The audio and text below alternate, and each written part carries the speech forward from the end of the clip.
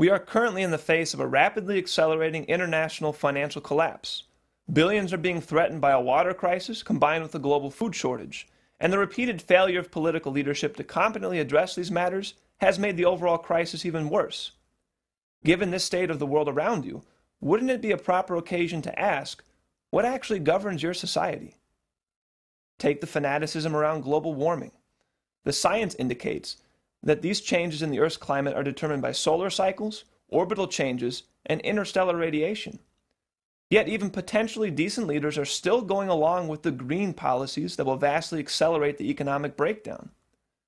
So if it's not a matter of science, then what is driving our nation down a path of green fascism? To be clear on these matters, examine how the British Empire created the modern environmentalist movement. The ideological and political basis is demonstrated by the founders of the movement, Julian Huxley, Prince Bernhard of the Netherlands, and the Duke of Edinburgh, Prince Philip. These three have played key roles for the British Empire going back to before World War II. Following in the footsteps of his grandfather, Thomas Huxley, known as one of the pioneers of race science, Julian Huxley was obsessed with population control and eugenics. He continued his grandfather's legacy, acting as vice president of the British Eugenics Society during the bulk of World War II, and later became president. Julian was, by all means, not shy about his disgust for humanity. The lowest strata of people are reproducing too fast. Therefore, they must not have too easy access to relief or hospital treatment, lest the removal of the last check on natural selection should make it too easy for children to be produced or to survive. Long unemployment should be a grounds for sterilization. Around the same time period, in the 1930s, Prince Philip was being educated at the elite school of Salem Castle in Germany, while it was being run by the Nazis, who had made race science at the core of the curriculum. Many of his relatives were themselves either pro-Nazi or members of the SS, while Philip developed secret ties with the pro-Nazi British King Edward VIII. Oh, and speaking of British Empire Nazis, Prince Bernhard of the Netherlands was recruited to Nazi intelligence at Berlin University in 1934. He then became a member of the SS and went to work for IG Farben, which pioneered Wehrmachtschaft's slave labor concentration camps. Even when he was forced to resign from the Nazi SS for political reasons relating to his marriage, he maintained his unwavering loyalty to the Nazi Party up to the very last moment, signing his letter of resignation, Heil Hitler. In return, Hitler sent him a congratulatory letter for his marriage. Obviously, the publicity of the atrocities committed during World War II made eugenics and Nazism not too popular after the war. Julian Huxley pulled away from his public support of eugenics and became the first head of the United Nations Educational, Social, and Cultural Organization. He stated in UNESCO's founding document, "Thus, even though it is quite true that radical eugenics policy will be for many years politically and psychologically impossible, it will be important for UNESCO to see that the public mind is informed of the issues at stake, so that much that is now unthinkable may at least become thinkable." Soon after, Huxley co-founded the International Union for the Conservation of Nature to continue the British Empire's population control and eugenics policy under a new name, conservation, or as it was later called, environmentalism.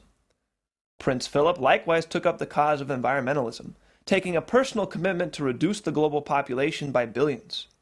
As he later expressed in multiple interviews, he wishes to be reincarnated as a deadly virus to aid in reducing the world population. By 1960, a 74-year-old Julian Huxley decided to take an extensive 3-month tour of Africa. Why? To preach that the newly independent African nations could not be trusted to conserve wildlife. The following year, Huxley would join up with Prince Philip and Prince Bernhard to found the World Wildlife Fund as a new front for the British Empire to continue their imperial genocidal policies. This is the ideological basis for the creation of the so-called environmentalist movement. Hatred of human scientific and technological progress, driven by the utterly degenerate view of mankind as nothing but an animal, a beast to be trained and manipulated, conditioned and culled. The desire of the empire to reduce the world population down to 1 to 2 billion people and keep the vast majority of those remaining in a backwards, indigenous state. Here we find the philosophical core of the countercultural attack directed at the baby boomer generation. From Silent Spring to the population bomb, they were subjected to psychological warfare intended to break the United States culture away from any commitment toward actual human progress.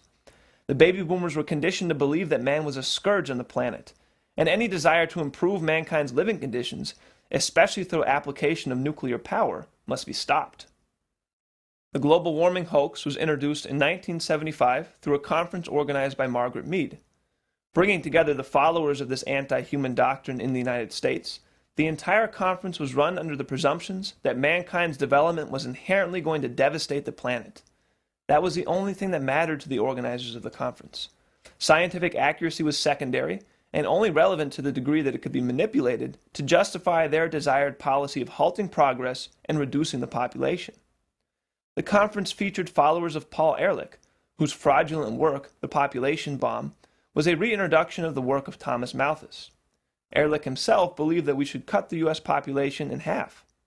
Typical of Ehrlich's followers at this 1975 conference was Stephen Schneider, notorious for saying, "To capture the public imagination, we have to offer up some scary scenarios, make simplified dramatic statements, and little mention of any doubts one might have.